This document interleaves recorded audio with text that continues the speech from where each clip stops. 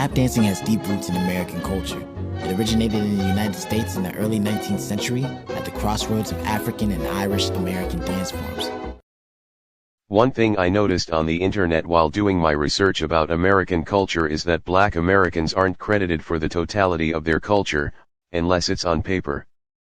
No exaggeration, you can Google or ChatGPT almost anything about Black American culture and it's credited to either Africans or Europeans, on occasions even Native Americans and Caribbeans. There could be totally isolated Black Americans creating a culture and they'll say it came from somebody else. On the other hand, every ethnicity globally is acknowledged as their own distinct culture. It's easy to tell that many people are intimidated by the power of Black American culture and they do not want us to have that much influence in our hands unchecked. I say that to give insight on the people who orchestrate and promote our erasure. This brings me to examine the so-called Irish influence in tap dancing. This is the oldest footage of Irish dancing, 1926 through 1929. It's some kind of step dance. On a few of these clips, it seems like they're bouncing off their toes like some kind of ballet dancers. Now there is Black American footage older than this, that shows the precursor to tap dancing filmed in 1894. There's also footage in 1897 and 1914 that displays the evolution of tap dancing as we know it today within the Black community. If we examine early tap dancing in 1894, buck dancing, there's practically tap dance occurring.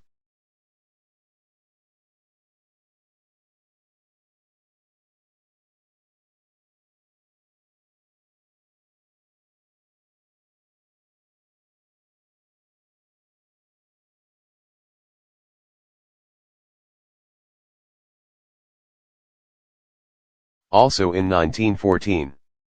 There's plenty of footage I could have used going back before 1926 that shows the origins of tap dancing is solely a Black American culture and not Irish. They want you and me to believe there was some sort of cultural exchange between the two communities during slavery and after slavery. Out of all the footage of Black people dancing in the late 1800s through 1900s there isn't one Irish person present. They use our proximity or at least our perceived proximity to others as a tool to portray a minority utopia with the efforts of undermining our identity. Which is a common tactic. Also notice how the conversation is never about how Black Americans influenced the Irish or anybody in particular. When I say particular I'm not using that word unsparingly. Black American influence is only referenced universally, not specifically. Specificity is what they want to avoid because it places the truth directly into the lens of the person being influenced. If the complete cultural exchange with the Irish or anybody in general is unquantifiable, that means it doesn't exist. It's cultural parasitism.